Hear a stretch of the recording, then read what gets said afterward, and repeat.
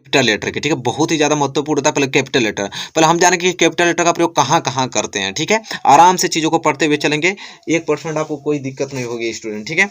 चलिए देखते हैं, तो कैपिटल लेटर जैसा कि देख पा रहे हैं, पहला आ गया आपके पास। पहला रूल यह कहता है कि प्रत्येक वाक्य हमेशा कैपिटल लेटर से शुरू होता है। कोई भी वाक्य आप सेंटेंस इंग्लिश का लिख रहे हो, कोई भी सेंटेंस का इंग्लिश का वाक्य आप लिख रहे हो, तो उसका पहला अक्षर कैपिटल लेटर होना चाहिए। जैसे he is a good boy, he is a good boy, वह एक अच्छा लड़का है। तो देखिए ही जो पहला वर्ड है, देखिए यहाँ पे क्या हो गया, कैपिटल में लिखा है कि नहीं, तो ये चीज़ कह रहा है। देखिए ये भी दे केम टू मीट मी, तो देखिए ये भी पहला कैपिटल लेटर में। तो कह रहा है कोई भी अगर वाक्य लिख रहे हैं तो उसका पहला अक्षर किसका होना चाहिए, कैपिटल लेटर होना चाहिए। ये बात एकदम याद होनी चाहिए आप लोगों को, ठीक है। देखिए दूसरा पॉइंट क्या कहता है कि प्रॉपर नाउन तो जानते हैं आप लोग, एवं प्रॉपर एडजेक्टिव का पहला अक्षर कैपिटल होता है। अर्थात यहाँ से बात समझिए, किसी व्यक्ति, देखिए किसी व्यक्ति या शहर, देश, राज्य, समुद्र, नदी, दिन, माह, ग्रंथ, भवन, जाति, त्योहार तथा कोई भाषा का नाम का पहला अक्षर क्या होना चाहिए, कैपिटल होना चाहिए। ये पॉइंट सभी याद होने आपको चाहिए कि अगर इनका आ जाता है नाम तो समझिए वो पहली दफ़ा क्या होना चाहिए, तुरंत कैपिटल लेटर में इसको पहले लिखिए आप, ठीक है, ये चीज़ याद होना चाहिए। जैसे मैं कुछ एग्जांपल भी दिखा देता हूँ। देखिए राम, दिल्ली, इंडिया, राजस्थान हुआ, इंडियंस हुआ, द हिमालय पर्वत का नाम, द रामायण ग्रंथ का नाम, संडे दिन का नाम, दिसंबर महीने, द राजपूत दिवाली त्यौहार का नाम, इंग्लिश देखिए सब्जेक्ट का नाम हिंदी, द ताजमहल। देखिए उस सभी के पहले अक्षर क्या होना हुआ है, यहाँ पे कैपिटल लेटर लिखा गया। तो ये चीज़ आपको याद होनी ही चाहिए किसी कीमत पे स्टूडेंट, ठीक है। चलिए 2 रूल हो गया, तीसरा का रूल पढ़ते हैं कैपिटल लेटर का। चलिए स्टूडेंट देखिए तीसरा रूल ये कहता है कि ईश्वर, जिसे गॉड कहते हैं, ईश्वर या उसके लिए प्रयुक्त समस्त नाउन या प्रोनाउन, कह रहा है कि ईश्वर या ईश्वर के लिए कोई भी नाउन या प्रोनाउन यूज हो रहा है तो वो भी कैपिटल लेटर में होना चाहिए। जैसे my God, thou art, mighty full, O father, the lords of almighty, God is omnipotent. ये जो है ईश्वर के नाम से रिलेटेड, ठीक है। तो ईश्वर के नाम के लिए चाहे वो नाउन हो चाहे प्रोनाउन युक्त हो, उसका पहला अक्षर भी क्या होना चाहिए, आपका कैपिटल लेटर होना चाहिए। ये बात आपको आनी चाहिए, ठीक है। चलिए रूल तीसरा खत्म होता है तो रूल चौथा देखिए, कह रहा है कि पद का नाम, अगर कोई किसी पद पे आप हैं उसका नाम, डिग्रियों का नाम पहला अक्षर कैपिटल लेटर में होता है। जैसे प्राइम मिनिस्टर यहाँ पे, ठीक है, और MA, BA, प्रेसिडेंट राष्ट्रपति, यहाँ पे MBA, DM, ये जो पद है या चाहे डिग्री है तो डिग्री के नाम या पद का नाम हमेशा पहला अक्षर कैपिटल लेटर में होना चाहिए। ये बात याद होनी चाहिए आप लोगों को, ठीक है। ये हमारा रूल चौथा कहता है, ठीक है। और पांचवा रूल क्या कहता है हमसे, पांचवा कहता है कि इंग्लिश पोएम, जब इंग्लिश में कविता आप लिखना जानते हैं, जब इंग्लिश में कविता लिखना तब जाते हैं आप, तो उसका प्रत्येक लाइन का प्रथम अक्षर कैपिटल लेटर होना चाहिए। कोई भी आप पोएम लिख रहे हो उसका प्रत्येक लाइन का फर्स्ट लेटर कैपिटल होना चाहिए। जैसे 20 डेज है सितंबर, अप्रैल, जून एंड नवंबर, तो देखिए इसका पहला अक्षर क्या है, कैपिटल लेटर है कि नहीं।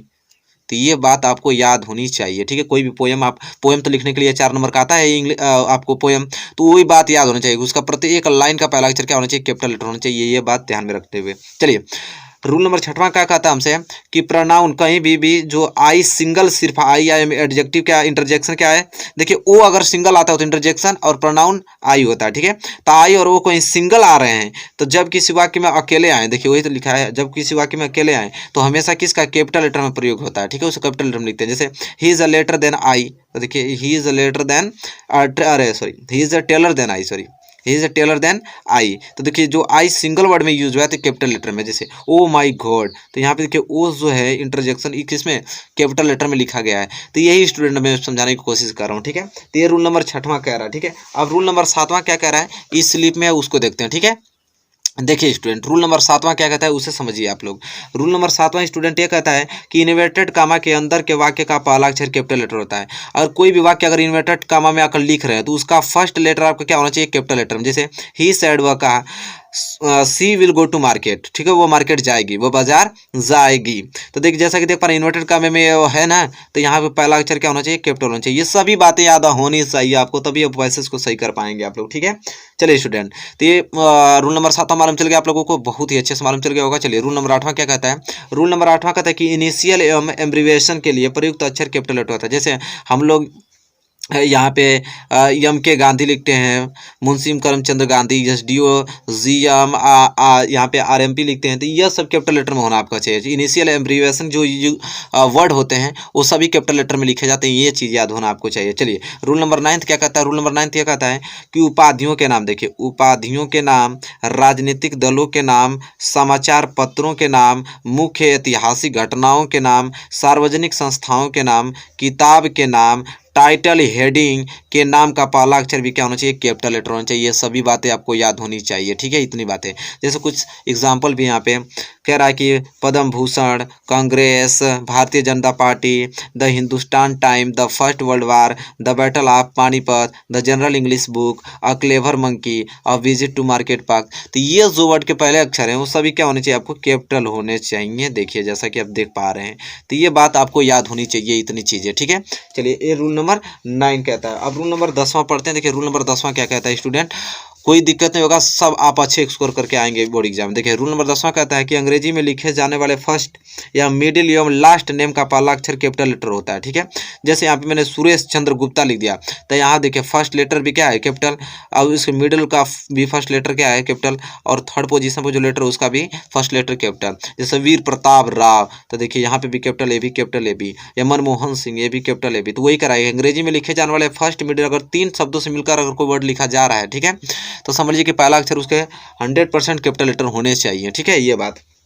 चलिए रूल नंबर 11 क्या कहता है, रूल नंबर 11 कहता है कि व्यक्ति के नाम से पहले क्या कर रहा है कि व्यक्ति के नाम से पहले लगने वाले टाइटल का पहला अक्षर कैपिटल लेटर में लिखा जाता है। जैसे हम लोग कहते हैं मिस्टर आकाश, मिसेस जिया, मिस, सर, मैडम, डॉक्टर, ठीक है। तो ये जो वर्ड हम लोग इस्तेमाल कर रहे हैं किसी के आगे, तो वो हमेशा कैपिटल, जैसे मिस्टर आकाश, ठीक है, मिसेस जो भी आपके मिस हैं, सर जो भी है, मैडम जो आप लोग कहते हैं, डॉक्टर जो भी है, ठीक है, तो उनका पहला अक्षर पहले कैपिटल लेटर होना चाहिए, ठीक है। ये चीज़ है, आप ये बात याद होनी चाहिए आप लोगों को, ठीक है। चलिए अब देखिए 12 नंबर रूल क्या कहता है कि विषम्य बोधक, जी एक्सक्लेमेशन होता है साइन, विषम्य बोधक चिन्ह के बाद लिखे जाने वाले शब्द का प्रयोग भी क्या होना चाहिए, प्रथम अक्षर होना चाहिए। कि कोई भी एक्सक्लेमेशन चिन्ह लगा है तो उसके बाद वाला वर्ड अगर कोई भी लिखा जा रहा है तो उसका पहला अक्षर क्या होना चाहिए, कैपिटल। जैसे अलास वी आर र्यून्ड, तो देखिए एक्सक्लेमेशन साइन हो गया, और इस साइन का पहला अक्षर देखिए उसके आगे वाला जो वर्ड है इसका capital letter. Bravo well done, देखिए ब्रेवो के बाद एक्सक्लेमेशन चिन्ह, इसके पहला अक्षर कैपिटल। तो ये बात याद होनी आपको चाहिए किसी कीमत पे। तो ये अब तक क्या था, कैपिटल लेटर का था स्टूडेंट, क्या था, कैपिटल लेटर का हम लोग अभी रूल पढ़ रहे थे स्टूडेंट, ठीक है। उम्मीद करता हूँ कि कोई दिक्कत नहीं होगा इसमें आप लोगों को कैपिटल लेटर में। अब स्टूडेंट हम पढ़ेंगे क्या, फुल स्टॉप के लिए, ठीक है। क्या पढ़ेंगे, फुल स्टॉप के लिए स्टूडेंट। चलिए देखिए इस स्लिप में है फुल स्टॉप। अब हम लोग रूल किसका पढ़ेंगे, फुल स्टॉप का प्रयोग कहाँ करते हैं स्टूडेंट, ठीक है। तो चलिए स्टूडेंट हम देखते हैं कि फुल स्टॉप का प्रयोग कहाँ करते हैं। तो देखिए इंट्रोगेटिव एवं एक्सक्लेमेटरी सेंटेंस के अतिरिक्त, इंट्रोगेटिव या एक्सक्लेमेटरी सेंटेंस के अलावा सभी प्रकार के सेंटेंस के अंत में फुल स्टॉप लगता है, चाहे वह वाक्य के समान स्टेटमेंट हो अथवा कमांड हो या सेंटेंस के मध्य में कोई प्रश्न, इनडायरेक्ट क्वेश्चन हो, ठीक है। कि इंट्रोगेटिव एक्सक्लेमेटरी सेंटेंस को छोड़कर जितने भी वाक्य आएंगे उसमें फुल स्टॉप का प्रयोग किया जाता है, जैसा कि देख पा रहे हैं। He is a good boy, do not open the gate, there was a king. देखिए बस आपको इंट्रोगेटिव एक्सक्लेमेटरी सेंटेंस छोड़ाकर जो भी वाक्य आ रहे हैं उसके जो लास्ट में आप फुल स्टॉप का प्रयोग करना ही करना आपको, ये बात आप याद कर लीजिए, ठीक है। ये फुल स्टॉप का रूल कहता है, इसे आपको याद करना ही पड़ेगा, ठीक है, किसी कीमत पे स्टूडेंट, ठीक है। उम्मीद करता हूँ कि इसे ये भी याद कर भी लिए होंगे आप लोग, ठीक है। अब हम बात करेंगे कामा का प्रयोग कहाँ करते हैं, ठीक है। अब कामा का प्रयोग कहाँ करते हैं उसको हम देखेंगे स्टूडेंट, ठीक है। तो देखिए कामा का प्रयोग कहाँ कहाँ किया जाता है। तो लिखा है कि यदि किसी वाक्य में एक ही पार्ट ऑफ स्पीच में 3 या अधिक शब्द आते हैं तो इन शब्दों को एक दूसरे से पृथक करने के लिए कामा का प्रयोग किया जाता है। अंतिम शब्द से पहले यदि एंड का प्रयोग हुआ हो तो वहाँ पर कामा नहीं लगाया जाता है। यह बात आपको याद होनी चाहिए। जैसे she purchased an eraser a pen and some copies. देखिए यहाँ पे एंड आ गया तो इसलिए कापी, और एंड आ गया तो इसलिए कामा नहीं लगाया गया, लेकिन यहाँ पे कामा लगाया गया है, ठीक है। समझ रहे हैं कि अगर क्या करेंगे पार्ट ऑफ स्पीच में 3 या 3 से अधिक वर्ड आ रहे हैं तो उनको पृथक अलग करने के लिए कामा का प्रयोग हम यहाँ पे 2 वर्डों को 2 सेंटेंसों को अलग करने के लिए हम कामा का प्रयोग कर दिए, लेकिन तीसरा सेंटेंस में एंड जुड़ गया इसलिए हम लोग नहीं किए। जैसे she is dedicated sincere and honest lady, तो यहाँ पे देखिए ही इज डेडिकेटेड, ठीक है, वो है डेडिकेट करती है। फिर सिंसियर इज हॉनेस्ट लेडीज को, ठीक है। तो यहाँ पे 2 वाक्य थे उसको हम पृथक अलग करने के लिए कामा कर दिए, दोनों वर्ड अलग अलग हो गए, लेकिन इसलिए हॉनेस्ट लेडीज को नहीं किए क्योंकि एंड आ गया इसलिए हम लोग कामा का प्रयोग नहीं किए। तो यहाँ ये कामा का पहला रूल कहता है। अभी कामा का बहुत रूल है, ये कामा का पहला रूल स्टूडेंट आपको समझ में आ गया होगा ये। अब हम पढ़ेंगे कामा का दूसरा रूल, ठीक है। और स्टूडेंट कामा का दूसरा रूल क्या कहता है उसको देखिए ध्यानपूर्वक। कामा का दूसरा रूल ये कहता है कि अगर एस नो के बाद कोई भी अगर वर्ड आ रहा है तो समझो उसके बाद कामा लगेगा। यस या नो के बाद कामा लगाया जाता है। जैसे do you eat eggs question mark, no फिर कामा, आई डू नॉट। तो यहाँ पे नो आ गया ना तो कामा लगाना पड़ेगा। Does the like cold drink, yes she likes, तो यहाँ पे भी यस आ गया तो कामा। तो हमको एक बात याद कर लेना है कि कहीं भी अगर यस अब नो आपको दिखाई दे अगर उसके बाद सेंटेंस है तो कामा लगाकर इन सेंटेंस को लिखना पड़ेगा, ठीक है, ये बात याद होनी चाहिए, ठीक है। स्टूडेंट क्वेश्चन नंबर उसका रूल नंबर दूसरा कहता है कामा का। अब कामा का तीसरा रूल क्या कहता है स्टूडेंट कि कंपाउंड सेंटेंस के छोटे कोऑर्डिनेट क्लाउज को अलग करने के लिए, जैसे आई केम, आई सा, आई कंक्यूरेड, तो ये जो वर्ड है इनको अलग करने के लिए, जो कंपाउंड सेंटेंस है उनको अलग करने के लिए क्या किसका कामा का प्रयोग किया जाता है, तो ये भी आपको क्लियर हो गया होगा। किस अब देखिए रूल चौथा क्या कहता है कि रिपोर्टिंग वर्ब को रिपोर्टेड स्पीच से अलग करने के लिए, और डायरेक्ट इनडायरेक्ट तो पढ़े ही हैं, ठीक है, कह रहा रिपोर्टिंग वर्ब को रिपोर्टेड स्पीच से अलग करने, जैसे द टीचर सेड अब मे आई गो नाउ सर, तो देखिए यह है रिपोर्टिंग और रिपोर्टेड स्पीच, ठीक है। तो अब देखिए रिपोर्टेड स्पीच को अलग करने के लिए यहाँ पे कामा का प्रयोग किया गया है। The saint said to his disciple have faith in God, अब इसको विपरीत करने के लिए किसका कामा का यूज़ किया, बात खत्म, बहुत आसान तरीका, आप तुरंत याद करेंगे, एक भी क्वेश्चन छोड़ेगा नहीं आप लोग, ठीक है, और सब करके आएंगे आप लोग। देखिए कह रहा है और नेक्स्ट रूल कि सेंटेंस में क्रिया की आवृत्ति समाप्त करने के लिए भी किया जाता है। अगर सेंटेंस में अगर क्रिया की आवृत्ति को अगर समाप्त करना है, जैसे I eat rice and my brother I chapati, अब देखिए इसको अलग करने के लिए चपाती, ही बॉट अ कार, उसने बॉट खरीदा, हिज सन, उसके सन, फिर देखिए उसके सन ने क्या किया, उसने क्या किया, his son a car a he bought, वह बॉट खरीदा एक कार और हिज सन उसके लड़के ने, और फिर क्या किया, बाइक भी खरीदा, ठीक था, बाइक को पृथक करने के लिए हम कामा का प्रयोग कर दिए। तो ये अब तक कामा का यूज आप कर रहे थे, ठीक है। तो उम्मीद करता हूँ कि कामा वाला रूल आपको बहुत ही अच्छे ढंग से क्लियर हो गया होगा, कोई दिक्कत नहीं होगा स्टूडेंट आप लोगों को। अब हम पढ़ेंगे का इंट्रोगेटिव, इंट्रोगेटिव का हम प्रयोग कहाँ करते हैं, इंट्रोगेटिव साइन का, यहाँ पे आप जानते हैं कि साइन इस तरह प्रयोग किया जाता है इंट्रोगेटिव का। तो इसका कहने का मतलब ये चीज़ है, कह रहा है कि इंट्रोगेटिव सेंटेंस के अंत में तथा एक सेंटेंस में क्वेश्चन पूछने वाले वर्ड क्वेश्चन टैग क्लाउज या फ्रेज के बाद भी क्वेश्चन मार्क्स का लगाया जाता है, ठीक है। कह रहा है कि इंट्रोगेटिव सेंटेंस होगा या तो क्वेश्चन टैग पूछेगा तो क्लाउज रहेगा तो फ्रेज, तो उनके बाद क्वेश्चन मार्क्स का प्रयोग किया जाता है, जैसे who invited you to dinner question mark, where does she live, do you play cricket, I read newspaper, don't I. तो जैसा कि देख पा रहे हैं कि यहाँ पे बहुत से वर्ड आपको इंट्रोगेटिव सेंटेंस भी, कुछ क्लाउज भी आपको दिखाई दे रहे हैं, कुछ क्वेश्चन टैग भी दिखाई दे रहे हैं, तो उनके लास्ट में आपको क्वेश्चन मार्क लगाना ही लगाना है स्टूडेंट, ठीक है, ये इस रूल को आपको याद कर लेना है। तो यहाँ पे इंट्रोगेटिव जो साइन होता है उसका रूल आप लोगों को अच्छे ढंग से क्लियर हो गया होगा, कोई दिक्कत नहीं होगा स्टूडेंट इसमें, ठीक है। चलिए अगर इंट्रोगेटिव साइन का अगर रूल आप लोगों को क्लियर हो गया है तो हम पढ़ेंगे एक्सक्लेमेशन मार्क का, ठीक है। एक्सक्लेमेशन मार्क से चिन्ह तो जानते ही हैं, इसका प्रयोग कहाँ करते हैं।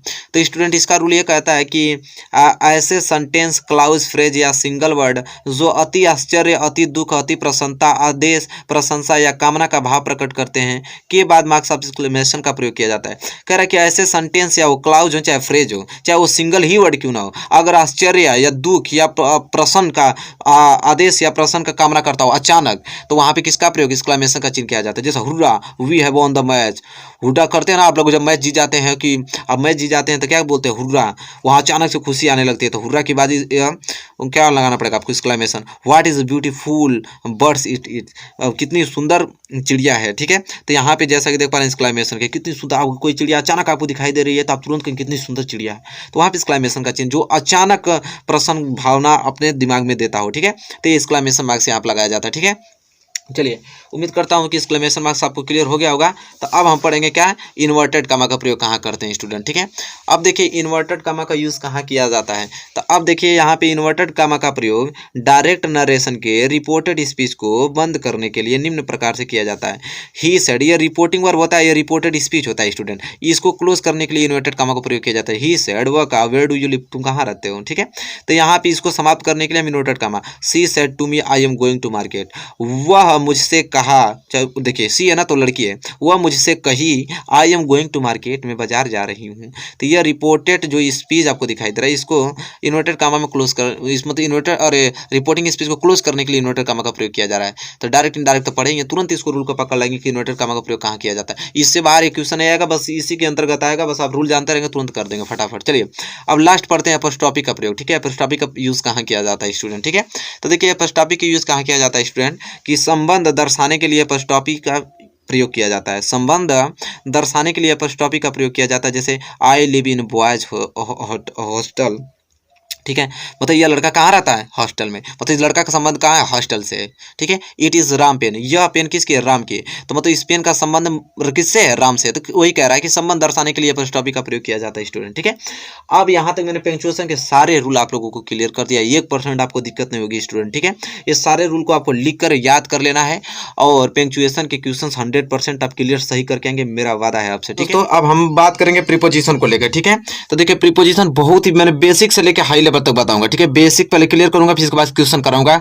अब मैं आज क्वेश्चन ये कराऊंगा 2020 में जितने मॉडल पेपर में, चाहे 2020 के जितने एग्जाम हुए थे और 2020 में जो भी एग्जाम में क्वेश्चन पूछे गए तो सारे क्वेश्चंस में कराऊंगा आप लोगों को, ठीक है। विथ प्रैक्टिस भी कराऊंगा और रूल भी बताऊंगा। तो चलिए इंपॉर्टेंट पॉइंट एंड रूल्स, कुछ रूल्स देख लेते हैं जो इसका बहुत ही ज्यादा इंपॉर्टेंट रूल है, ठीक है। पहले इसका हम रूल देख लेते हैं। देखिए क्या होता है कि प्रोपोजिशन ऐसे शब्द हैं, देखिए यहाँ पे सुनिए कि प्रोपोजिशन ऐसे शब्द हैं जो किसी वाक्य में नाउन या प्रोनाउन का वाक्य के दूसरे शब्दों के साथ पोजिशनल रिलेशन स्थापित करते हैं। कह रहा है कि प्रोपोजिशन एक ऐसा शब्द है जो नाउन या प्रोनाउन के दूसरे वाक्यों के साथ क्या करता है? पोजिशनल रिलेशन स्थापित करता है, ठीक है। जैसे एग्जांपल में यहाँ पे समझिए, जैसे BJ is sitting on the table, BJ कहाँ बैठा है? टेबल पर बैठा है, ठीक है। तो यहाँ पे जो टू ऑन लगा है ये एक रिलेशनशिप बता रहा है कि कहाँ पे बैठा है? तो टेबल के ऊपर बैठा है। जैसे he does not depend upon his father, वह डिपेंड नहीं है अपने पापा के ऊपर, ठीक है। तो वह किस पे ऊपर नहीं? अपने पापा के ऊपर डिपेंड नहीं है, ठीक है। तो कहीं ना कहीं अपान ऑन ये जो दो प्रीपोजिशन दिखाई दे रहे हैं, कहीं ना कहीं ये दूसरे वाक्य से क्या कर रहा है? एक पोजिशनल रिलेशन स्थापित कर रहा है। तो इसी को हम बोलते हैं क्या? प्रीपोजिशंस बोलते हैं, ठीक है। अब जैसे आगे देखेंगे आप लोग तो यहाँ पे आपको मिलेगा कि प्रीपोजिशन के प्रकार, ठीक है। तो देखिए मैं बताता हूँ कि प्रीपोजिशन कितने प्रकार हैं। पहला है पोजिशनल प्रीपोजिशन, और पोजिशनल प्रीपोजिशन में इन, एट, ऑन, ईटीसी आते हैं, ठीक है। दूसरा होता है moment prepositional, in, into, out of, etc. और तीसरा होता है पोजिशनल एंड मोमेंट प्रीपोजिशन, ठीक है। जैसे below, under, beyond, across, etc, ठीक है। सबके बारे में मैं डिस्कस करूंगा। और चौथा होता है time preposition, in, at, on, from, since, time को दर्शाता है। और पांचवा होता है फ्रेजल प्रीपोजिशन, जो फ्रेजल वर्ब को दर्शाते हैं, जैसे इन, एडिशनल टू, ईटीसी, ठीक है। तो यहाँ 5 प्रकार के प्रीपोजिशन के प्रकार होते हैं, ठीक है। 5 प्रकार से आपके बोर्ड एग्जाम में पूछे जाएगा, ठीक है। चलिए एक एक करके सबको डिस्कस करते हैं। पहले रूल पढ़ेंगे, इसके बाद हम लोग प्रैक्टिस करेंगे। तो चलिए सबसे पहले हम लोग रूल पढ़ेंगे। तो पहला प्रीपोजिशन के साथ पहले हम रूल देखते हैं किसका? इनका। देखिए इनका प्रयोग कहाँ होता है? तो इनका प्रयोग वहां करते हैं, कह रहा है कि किसी वस्तु के नियत स्थान को दूसरी वस्तु के अंदर दिखाने के लिए, ठीक है। देखिए पहला पॉइंट तो ये हो गया कि किसी वस्तु के नियत स्थान को दूसरे वस्तु के अंदर दिखाने के लिए, कह रहा है कि पीरियड ऑफ टाइम के लिए, एवं कुछ निश्चित शब्द जैसे बिलीव्स हुआ, फेल हुआ, मास्टर हुआ, एडॉप्ट हुआ आदि के लिए। और कहीं भी बिलीव्स, फेल, मास्टर, एडॉप्ट दिखाए दे तुरंत जानिए कि वहां पे इनका प्रयोग होगा। और कह रहा है पीरियड ऑफ टाइम बताने के लिए भी, और किसी वस्तु के नियत स्थान को दूसरी वस्तु के अंदर दिखाने के लिए भी किया जाता है इनका प्रयोग। चलिए तब प्रैक्टिस करेंगे हम क्वेश्चन का, तो उसमें सब क्लियर हो जाएगा आप लोगों का। बस आप ये याद कीजिए कि इसका प्रयोग कहाँ किया जाता है। ये जो शब्द आपको मैं लिखा हूं, जिसके अंडरलाइन किया हूं, इसको तो तुरंत याद कर लीजिए, ठीक है। इस पर बहुत ज्यादा प्रश्न आते हैं। चलिए तो पहला आपका प्रीपोजिशन कंप्लीट होता हुआ इनका। अब हम दूसरे प्रीपोजिशन की ओर बढ़ते हैं। देखिए दूसरे प्रीपोजिशन ऑन है। अब ऑन का प्रयोग कहाँ करते हैं आप ये देखेंगे, ठीक है। तो देखिए ऑन का प्रयोग वहां करते हैं, देखिए ऑन का प्रयोग कि किसी वस्तु के नियत स्थान को, किसी वस्तु के नियत स्थान को दूसरी वस्तु के ऊपर दिखाने के लिए, दिन व तारीख बताने के लिए, वह कुछ निश्चित शब्द जैसे रेली, काल, डिपेंड, इंस्टेंस, कंग्रेचुलेट, सेम आदि के लिए। तो ऑन का प्रयोग समझ में आ गया आप लोगों की किसी वस्तु के नियत स्थान को दूसरी वस्तु के ऊपर दिखाने के लिए, दिन व तारीख भी बताने के लिए, एंड कुछ निश्चित वाक्य जैसे रेली आ जाएगा, काल, डिपेंड, इंसिस्ट आ जाएगा, कंग्रेचुलेट आ जाएगा, सेम आ जाएगा। इनके लिए हम किसका? ऑन का प्रयोग करते हैं, ठीक है। चलिए उम्मीद करता हूं कि ये क्लियर हो गया होगा ऑन का। अब हम बढ़ेंगे तीसरे, ऐड का प्रयोग कहां करते हैं, ठीक है। तो देखिए ऐड का प्रयोग कहां करते हैं इसके बारे में हम देखते हैं। तो कह रहा है यहाँ कि वस्तु की एग्जैक्ट पोजीशन दिखाने के लिए, वस्तु की एग्जैक्ट पोजीशन दिखाने के लिए, रेट बताने के लिए, पॉइंट ऑफ टाइम बताने के लिए, एवं निश्चित शब्द कुछ जैसे लुक हुआ, लफ हुआ, एम हुआ, नोक हुआ, एराइव हुआ, गुड हुआ, स्लो हुआ आदि के लिए किया जाता है ऐड का प्रयोग। तो ऐड का प्रयोग समझ में आ गया। एग्जैक्ट पोजीशन बताने के लिए, एक तो रेट बताने के लिए और पॉइंट ऑफ टाइम बताने के लिए, एवं कुछ वाक्य जो है लुक, लव, एम, नोक, अराइव, गुड, स्लो और कहीं भी आ जाए समझ लीजिए कि एट का प्रयोग होगा वहां पे, ठीक है। तो ये सारे चीज याद होना चाहिए जितना कंडीशंस में बता रहा हूँ। तो एट का प्रयोग आप लोगों को समझ में आ गया। अब हम चौथा पढ़ेंगे इनटू का प्रयोग, ठीक है। आप देखिए इनटू का प्रयोग कहाँ करते हैं। कह रहा है कि इनटू का प्रयोग बाहर से अंदर की ओर किसी वस्तु के आने पर किया जाता है। इनटू का प्रयोग बाहर से अंदर आने की ओर किसी वस्तु के आने की ओर क्या किया जाता है, प्रयोग किया जाता है। तो समझ में आ गया आप लोगों को कि इनटू का प्रयोग बाहर से अंदर की ओर किसी वस्तु के आने पर किया जाता है। तो यहाँ पे इनटू का प्रयोग क्लियर हो गया। तो प्रैक्टिस कराऊंगा अभी जस्ट, तो क्लियर हो जाएगा। चलिए पांचवा कह रहा है फ्रॉम।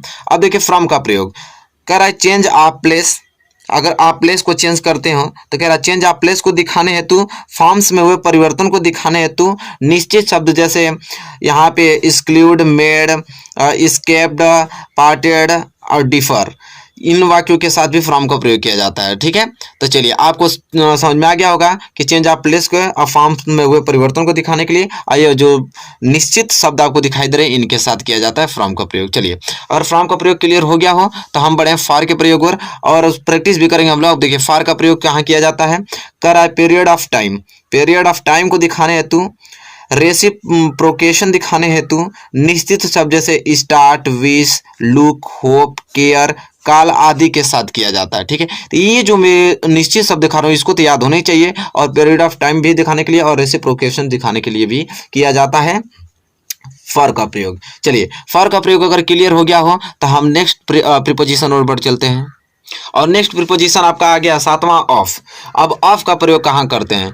तो अधिकार दिखाने, राय बताने, बीमारी से मृत्यु होने का संदर्भ दिखाने तथा निश्चित शब्द जैसे dream, die, boast, consist, found, made, इन सभी के साथ भी ऑफ का प्रयोग किया जाता है।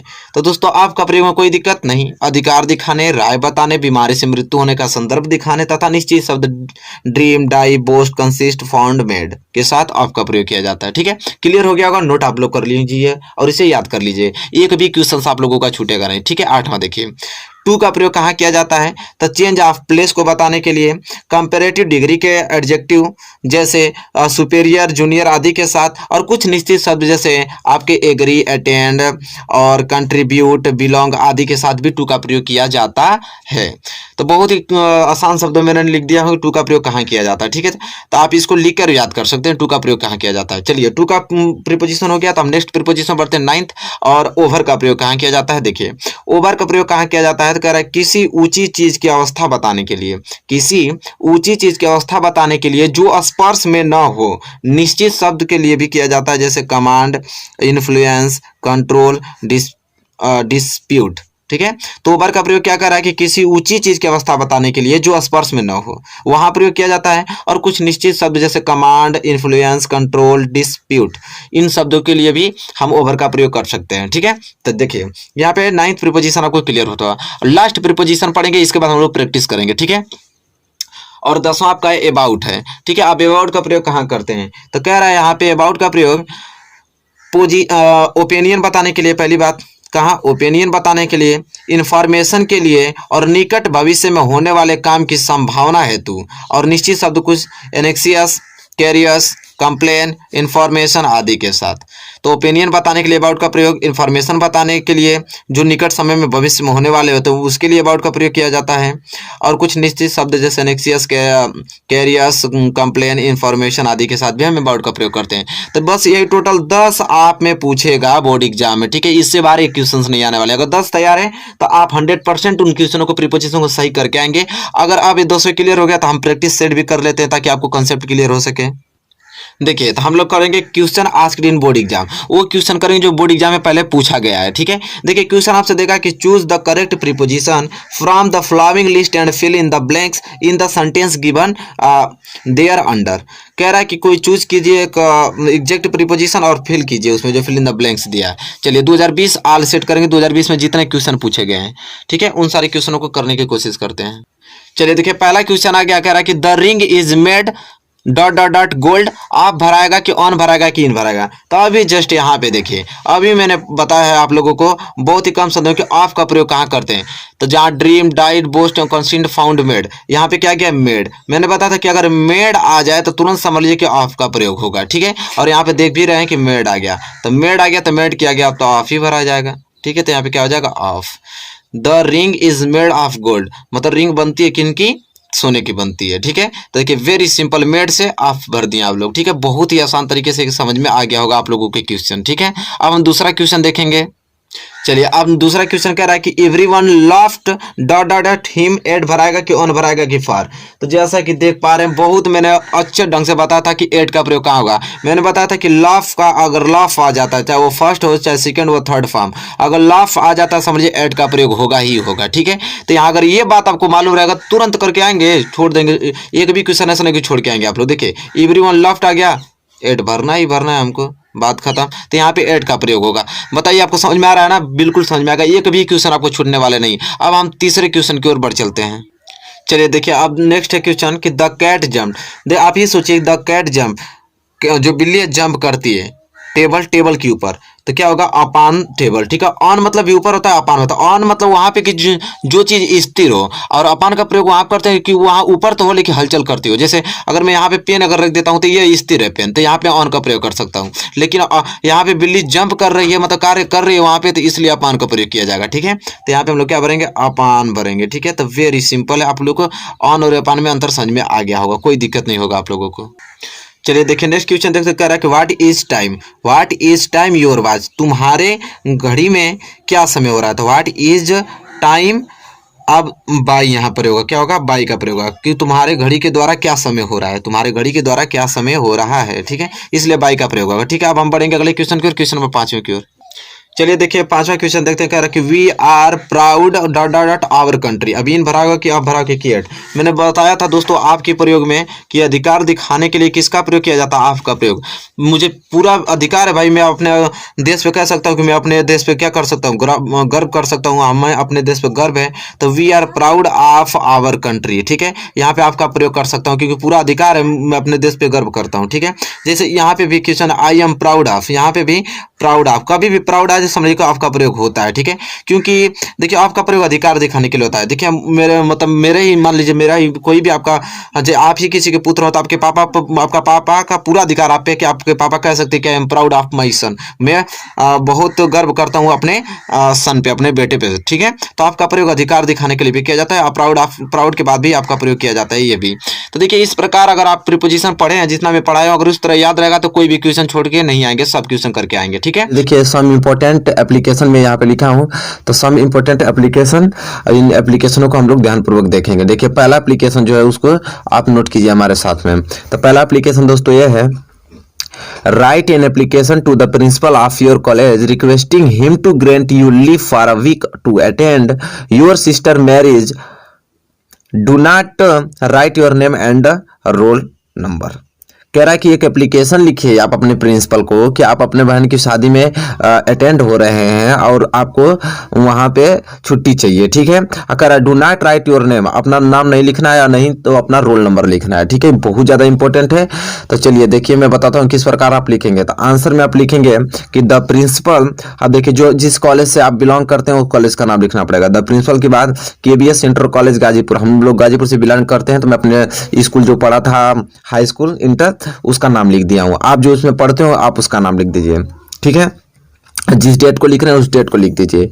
इसके बाद सब्जेक्ट में आपको लिखना क्या है, ये बहुत मायने रखता है। तो सब्जेक्ट में आपको लिखना है कि leave for a week to attend sister marriage, leave for a week to attend sister marriage, respected sir, फिर कॉमा आपको लगाना है, फिर नीचे से लिखना है आपको मोस्ट रिस्पेक्टफुली, फिर कॉमा लगा के लिखना है I beg to say that I have to attend the marriage to my sister, full stop, it will take place on 13th of this month, being the only son of parents I have to help my father in making the arrangements.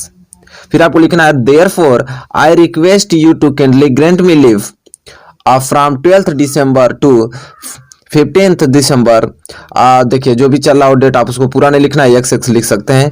I would be highly obliged to you thanking you your obediently XYZ। सिर्फ बस इतना ही लिखना है दोस्तों। आप अपने बहन की शादी में जा रहे हैं, प्रिंसिपल के लिए अगर आप छुट्टी ले रहे हैं तो सिर्फ आपको एप्लीकेशन बस इतना ही लिखना है। एक बार मैं दिखा देता हूँ कितना वेरी मोस्ट इंपॉर्टेंट है, ठीक है। बहुत ही ज़्यादा मैंने सरल शब्दों में लिखा हूँ ताकि आपको समझ में आ जाए, ठीक है। तो ये पहला एप्लीकेशन था, उम्मीद करता हूँ कि यह समझ में एप्लीकेशन आपको आ गया होगा। और हम बढ़ेंगे अब दूसरे एप्लीकेशन की ओर। चलिए दोस्तों, अब हम दूसरा एप्लीकेशन देखते हैं। दूसरा एप्लीकेशन दोस्तों यह है कि write an application to the principal of your college informing his about your sickness and requesting him to grant to leave absence for 4 days। Do not write your name address. कह रहा है कि application लिखे अपने principal को, अगर sickness आपको कमजोरी है, कोई बीमारी है, उसके लिए आप रिक्वेस्ट कीजिए अपने प्रिंसिपल के लिए कि मुझे छुट्टी चाहिए। कितने दिन के लिए? 4 दिन के लिए चाहिए। इसमें भी आपका नाम नहीं लिखना है और एड्रेस नहीं लिखना है, ठीक है। तो फिर सेम उसी भाषा से आप लिखना है। आंसर में आपको लिखना है द प्रिंसिपल, जिस कॉलेज से बिलोंग करते हैं और जिस डेट को आप लिख रहे हैं। तो ये तो चीज हो गया। फिर सब्जेक्ट में बस अपनी कंडीशंस लिखना है कि आपको क्या चीज हुआ है। तो आप लिखना है कि leave application for 4 days due to sickness. Respect sir, फिर नीचे से लिखना है आपको I wish to inform you that I have been suffering from food poisoning since yesterday. The doctor has advised me to take complete bed rest for days. So I respect you to grant me leave for 4 days from 8th March 2000 जितना भी हो आपको x लिख देना है, आगे के बस 2 लिखना है, to 11th March फिर आपको वही चीज लिख देना है। Medical certificate is attached herewith I shall be highly obliged to you for the same। फिर your obediently XYZ, ठीक है। बस ये चीज लिखना है। तो दोस्तों उम्मीद करता हूं कि यह एप्लीकेशन भी एक बार मैं दिखा देता हूं। यह एप्लीकेशन भी आपको क्लियर हो चुका होगा। बहुत ज़्यादा इंपॉर्टेंट है, बहुत ही ज़्यादा इंपॉर्टेंट समझ लीजिए, ठीक है। एप्लीकेशन बहुत लोगों को लिखने नहीं आता है, लेकिन आपको इतना सरल शब्द में बताता हूँ। बस आपको नोट करके, बस इन तीनों एप्लीकेशन को ही नोट करके आप याद करके जाइए, ठीक है। एग्जाम आप कर देंगे बढ़िया से। तो क्वेश्चन नंबर दूसरा था एप्लीकेशन, दूसरा एप्लीकेशन आपको समझ में आ गया होगा। चलिए अब हम बढ़ चलते हैं अगले एप्लीकेशन की ओर और एप्लीकेशन तीसरे की ओर।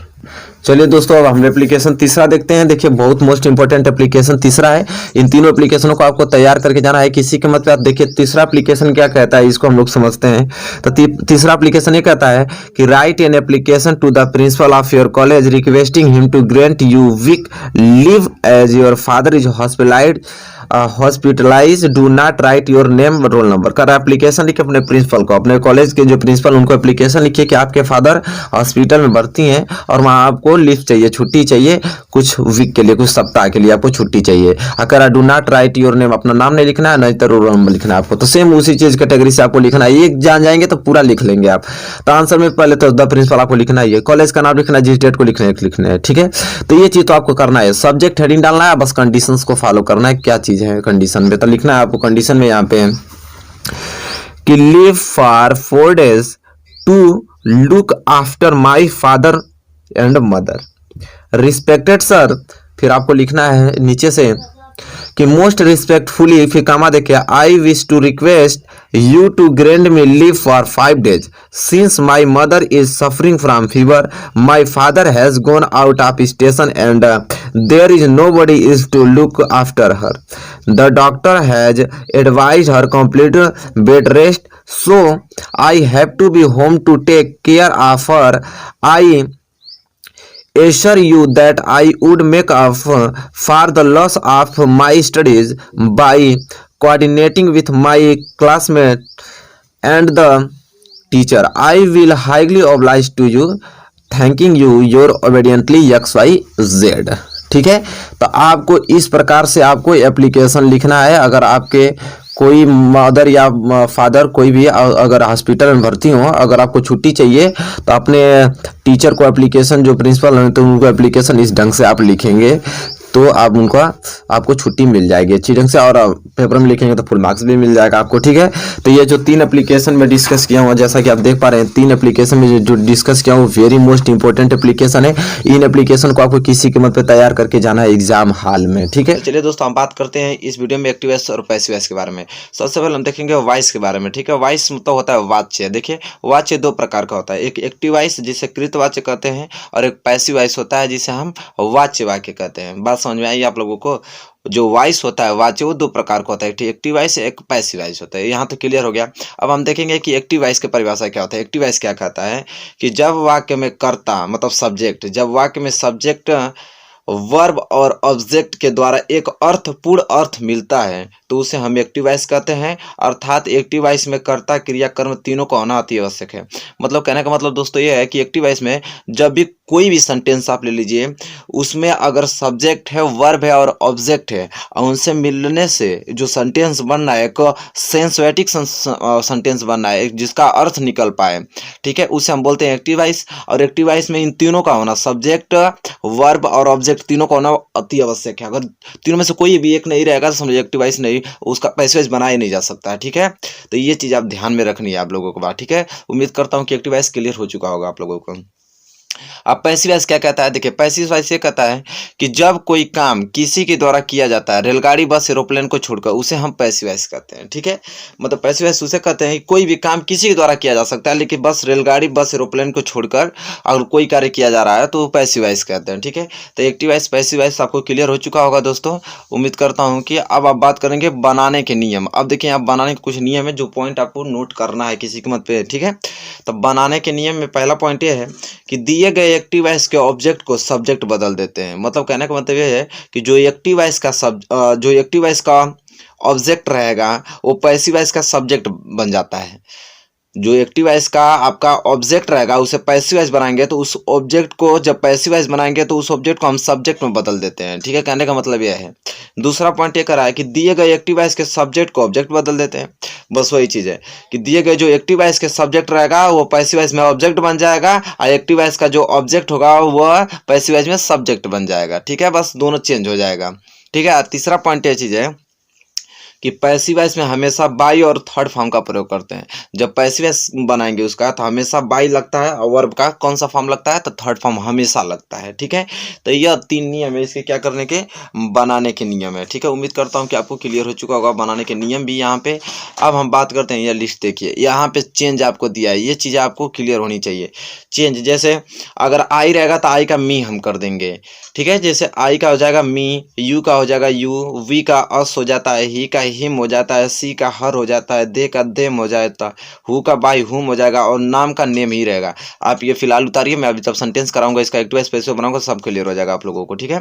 तो ये चीज़ें आपको चेंजिंग आना चाहिए, ठीक है। तो उम्मीद करता हूँ कि आप लोग इसे नोट कर लिए होंगे। अब देखिए जो मेन पॉइंट बात है यहाँ पे है, देखिए टेंस जो होता है वह 12 होते हैं, ठीक है। टेंस क्या होते हैं, 12 होते हैं, टेंस के पार्ट 12 होते हैं, लेकिन बनता है वो सिर्फ 8 को, ठीक है।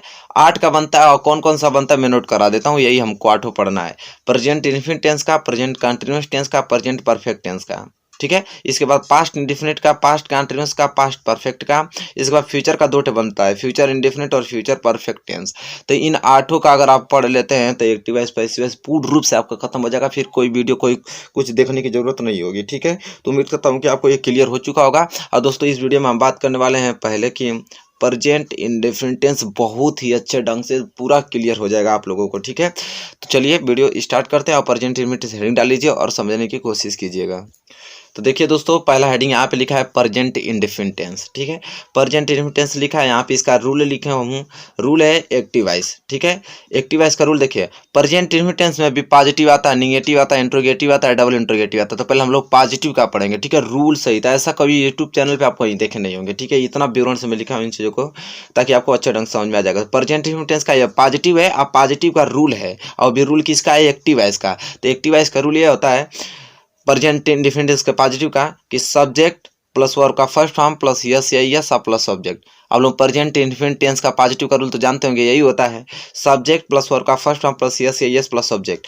अगर इस रूल का अगर हम पैसिव वॉइस बनाएं तो यह क्या मैं बताया था, इसका ऑब्जेक्ट इसका सब्जेक्ट बनता है। तो पहले इसका ऑब्जेक्ट लिखेंगे, फिर इज एम आर लगाएंगे, फिर वर्ब का थर्ड फॉर्म लगाएंगे, फिर बाई लगाएंगे, फिर सब्जेक्ट लगाएंगे, ठीक है।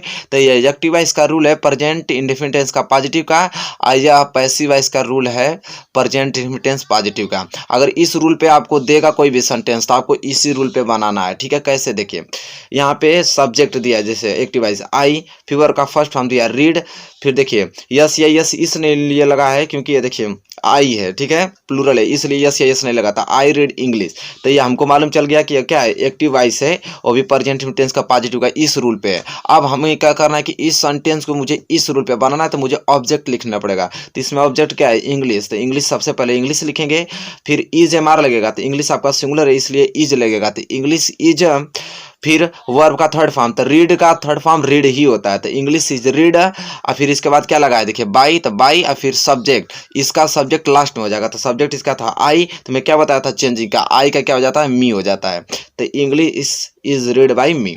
ठीक है, तो अगर एक्टिव वॉइस आपसे पूछे कि आई रीड इंग्लिश, तो आप पैसिव वॉइस बना सकते हैं, इंग्लिश इज रीड बाई मी, बहुत आसान है। ठीक है, उम्मीद करता हूँ कि रूल भी आपको नोट हो चुका होगा या आपको एग्जाम्पल भी नोट हो चुका है। चलिए एक एग्जाम्पल और ले लेते हैं, देख लेते हैं। तो अगला है यू वॉच द मूवी, तो द मूवी देखिए यहाँ पे इसका ऑब्जेक्ट है, तो द मूवी इसका सब्जेक्ट बन जाएगा, तो द मूवी हो जाएगा, और द मूवी आपका सिंगुलर है इसलिए इज लगेगा, इज, और देखिए वॉच, वॉच का थर्ड फॉर्म वॉचड हो जाएगा, देखिए वॉचड है, वॉचड, इसके बाद आपको बाई लगाना है, बाई में लगा दिया, इसका सब्जेक्ट यू है, यू का इंटरचेंजिंग यू ही होता है, तो देखिए यू वॉच द मूवी का, the movie is watched by you, बहुत सिंपल है।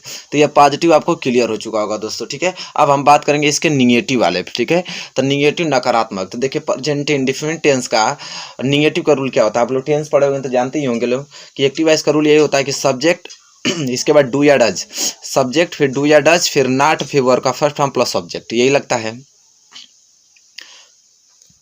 अब इसका हम देखेंगे पैसिव वॉइस। ठीक है, ये एक्टिव वॉइस है, सब्जेक्ट डू या does plus not plus verb का फर्स्ट फॉर्म प्लस सब्जेक्ट, और इसका पैसिव वॉइस देखेंगे कि इसका जो ऑब्जेक्ट है इसका सब्जेक्ट बन जाएगा ऑब्जेक्ट, फिर इज एम आर आ प्लस नॉट प्लस वर्ब का थर्ड फॉर्म प्लस बाई या प्लस सब्जेक्ट। ठीक है, यह इसका पैसिव वॉइस का रूल है। तो उम्मीद करता हूँ कि आप लोग इसको नोट कर लिए होंगे। अब चलिए हम लोग कुछ एग्जाम्पल इसके देखते हैं। ठीक है, देखिए एक्टिव वॉइस के एग्जाम्पल है कि she does not read Hindi, she does not read Hindi, तो देखिए हिंदी ऑब्जेक्ट है तो यह सब्जेक्ट बन जाएगा हिंदी, और हिंदी जो कि सिंगुलर है इसलिए इज लगेगा, इसके बाद नॉट है तो नॉट लगा देंगे, रीड का थर्ड फॉर्म रीड ही होता है, फिर बाई है तो बाई लगा देंगे, और सब्जेक्ट इसका सब्जेक्ट यहाँ पे चल जाएगा, तो सब्जेक्ट इसका सी है तो सी का क्या हो जाता है, हर हो जाता है। तो देखिए कितना सिंपल है कि she does not read Hindi का Hindi is not read by her, कितना सिंपल है।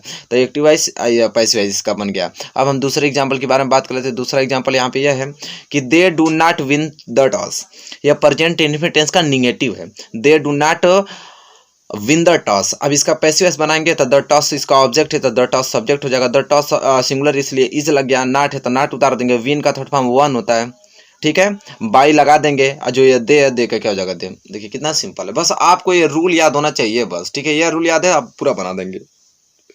इसके बाद तीसरा देखते हैं। तीसरा इसका यह है कि active voice Mohan does not by a book, तो कितना सिंपल है, अब बुक इसका ऑब्जेक्ट है तो अब बुक यहाँ पे हो गया, अब बुक सिंगुलर थी इसलिए इज लगा दिया, नॉट है तो नॉट लगा देंगे, नॉट लग गया। अब देखिए बाई का थर्ड फॉर्म बॉट होता है।